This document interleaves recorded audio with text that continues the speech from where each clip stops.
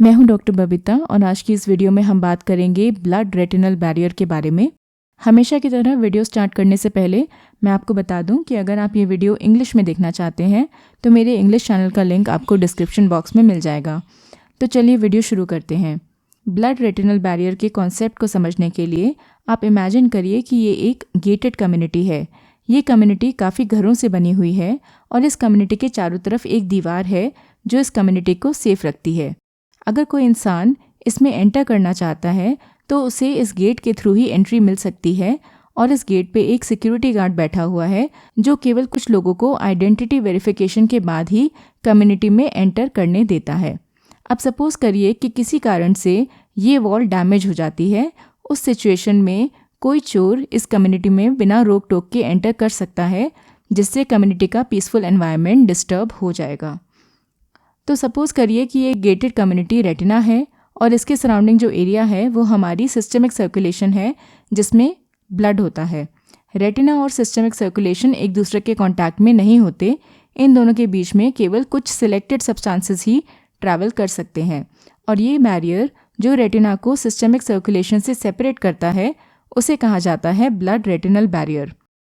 Blood retinal barrier दो type के होते हैं, इनर ब्लड रेटिनल बैरियर और outer blood retinal barrier. Retina को हम दो पार्ट्स में डिवाइड कर सकते हैं, इनर रेटिना और आउटर रेटिना। इनर रेटिना की ब्लड सप्लाई आती है सेंट्रल रेटिनल आर्टरी से और आउटर रेटिना को सप्लाई करती है कोरोइडल सर्कुलेशन। इसका मतलब है कि हमारे रेटिना की डुअल ब्लड सप्लाई होती है। इसे दो अलग अलग सिस्टम सप्लाई करते हैं, इसलिए सिस्टमिक सर्कुलेशन से सेपरेट करने के लिए दो अलग अलग बैरियर्स की रिक्वायरमेंट होती है, एक इनर रेटिनल लेवल पे और एक बैरियर आउटर रेटिनल लेवल पे। पहले हम इनर रेटिना की बात करेंगे। ऑप्टिक नर्व के थ्रू सेंट्रल रेटिनल आर्टरी हमारी आई में एंटर करती है और फिर वो काफ़ी ब्रांचेस में डिवाइड होके रेटिना की अलग अलग लेयर्स तक पहुंचती है। ये ब्रांचेस रेटिना में तीन तरह के वैस्कुलर प्लेक्ससेस बनाती हैं, डीप प्लेक्सस, इंटरमीडिएट प्लेक्सस और superficial plexus of vessels. Deep plexus outer plexiform layer के लेवल पे होता है, intermediate plexus inner plexiform layer में होता है और लास्ट में सुपरफिशियल प्लेक्सस जो रेटिना की नर्व फाइबर लेयर के लेवल पे होता है। इन ब्लड वेसल्स के एंडोथेलियल सेल्स मिलके बनाते हैं इनर ब्लड रेटिनल बैरियर। तो ये हैं एंडोथेलियल सेल्स जो ब्लड वेसल्स की इंटरनल सरफेस को लाइन करते हैं। ये एंडोथेलियल सेल्स आपस में टाइट जंक्शन से जुड़े हुए होते हैं। इन टाइट जंक्शंस को ज़ोनुले ऑक्लूडेंस भी कहा जाता है। इन एंडोथेलियल सेल्स को सराउंड करती है एक बेसमेंट मेम्ब्रेन जो काफ़ी थिक होती है। इन सब रीजंस की वजह से एंडोथेलियल सेल्स के बीच की स्पेसेस काफ़ी टाइटली सील्ड होती हैं और ये सब मिलके बनाते हैं इनर ब्लड रेटिनल बैरियर। इसके अलावा इन एंडोथेलियल सेल्स के सराउंडिंग और भी सेल्स होते हैं जैसे कि पेरिसाइट्स, एस्ट्रोसाइट्स, माइक्रोग्लाया, म्यूलर सेल्स जो इनर ब्लड रेटिनल बैरियर के स्ट्रक्चर और फंक्शन को मेंटेन करने में हेल्प करते हैं। ये सारे सेल्स मिलके बनाते हैं न्यूरोवैस्कुलर यूनिट यानी कि NVU। रेटिना और सिस्टमिक सर्कुलेशन के बीच कुछ selected molecules, ions, water etcetera का transport inner blood retinal barrier के थ्रू होता है। ट्रांसपोर्ट दो रूट से हो सकता है, ट्रांससेलुलर रूट और पैरासेलुलर रूट। ट्रांससेलुलर मतलब कि ट्रांसपोर्ट सेल के थ्रू होता है और पैरासेलुलर का मतलब कि ट्रांसपोर्ट दो सेल्स के बीच में जो स्पेस है उसके थ्रू होता है। Majority of transport transcellular mechanism से ही होता है। जो छोटे लाइपोफिलिक मॉलिक्यूल्स होते हैं वो डिफ्यूजन के थ्रू सेल से पास कर जाते हैं और जो लार्ज लाइपोफिलिक या फिर हाइड्रोफिलिक मॉलिक्यूल्स होते हैं वो ATP डिपेंडेंट ट्रांसपोर्ट के through inner blood retinal barrier को क्रॉस करते हैं।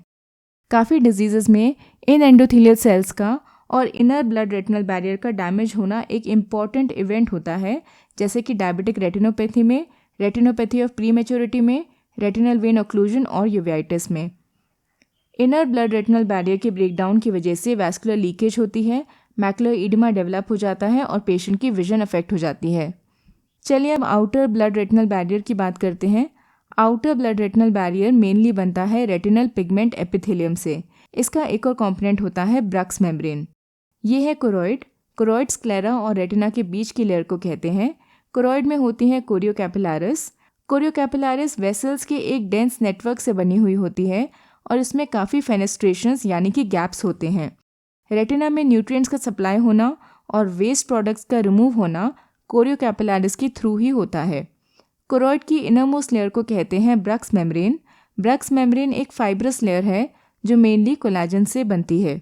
और ब्रक्स मेम्ब्रेन के बाद होती है RPE या रेटिनल पिगमेंट एपिथेलियम, जो रेटिना की आउटर मोस्ट लेयर होती है। ये RPE सेल्स आपस में टाइट जंक्शन से जुड़े हुए होते हैं और ब्रक्स मेम्ब्रेन के साथ मिलकर ये दोनों बनाते हैं आउटर ब्लड रेटिनल बैरियर, जो रेटिना को कोरियो कैपिलैरिस से सेपरेट करता है। ब्रक्स मेम्ब्रेन एक साइज सेलेक्टिव बैरियर की तरह काम करती है। इसके थ्रू स्मॉल साइज के मॉलिक्यूल्स तो पास कर जाते हैं, लेकिन लार्ज मॉलिक्यूल्स ब्लॉक हो जाते हैं। RPE के थ्रू मॉलिक्यूल्स का ट्रांसपोर्ट ट्रांससेल्युलर और पैरासेल्युलर दोनों ही रूट से हो सकता है। डिफरेंट मैकेनिज्म्स ऑपरेट करते हैं, जैसे कि diffusion, electrochemical gradient, ATP pumps etcetera. Tight junctions complete barrier नहीं होते हैं। ये कुछ मॉलिक्यूल्स को पास करने से ब्लॉक करते हैं और कुछ को अलाउ करते हैं। इससे एक कॉन्सेंट्रेशन ग्रेडियंट डेवलप हो जाता है जो ट्रांससेलुलर मूवमेंट में फर्दर हेल्प करता है। तो सवाल ये उठता है कि ब्लड रेटिनल बैरियर की ज़रूरत ही क्यों है। ब्लड रेटिनल बैरियर का होना इसलिए ज़रूरी है क्योंकि रेटिना एक हाईली मेटाबॉलिकली एक्टिव स्ट्रक्चर होता है। इसकी ऑक्सीजन कंजम्पशन काफ़ी हाई होती है। इस स्ट्रिक्ट माइक्रो एनवायरनमेंट में किसी भी तरह की डिस्टर्बेंस होने से रेटिना में ऑक्सीडेटिव स्ट्रेस बढ़ सकता है और रेटिनल न्यूरॉन्स में ऑक्सीडेटिव डैमेज होने के चांसेस बढ़ जाते हैं। इसलिए ये ज़रूरी है कि रेटिना को ब्लड स्ट्रीम से अलग ही रखा जाए और ये काम करता है blood retinal barrier. Blood retinal barrier retina को एक प्रिविलेज साइट की तरह रखता है। रेटिनल टिश्यूज़ में जो वेस्ट प्रोडक्ट्स जनरेट होते हैं उनका रिमूवल भी ब्लड रेटिनल बैरियर के थ्रू ही होता है। जैसे कि हमने पहले पढ़ा कि रेटिना की काफ़ी डिजीज़ेस जैसे कि ROP, diabetic retinopathy, vasculitis, ARMD, इन सब के पैथोजेनेसिस में भी ब्लड रेटिनल बैरियर का डैमेज होना एक काफ़ी इम्पॉर्टेंट इवेंट होता है। इसलिए ज़रूरी है कि ब्लड रेटिनल बैरियर की इंटेग्रिटी बनी रहे। तो ये थी हमारी वीडियो ब्लड रेटिनल बैरियर के बारे में। अगर आपको ये वीडियो पसंद आई हो तो इसे लाइक करें और अपने फ्रेंड्स और कलीग्स के साथ ज़रूर शेयर करें।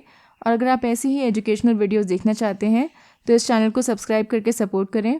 Thank you very much.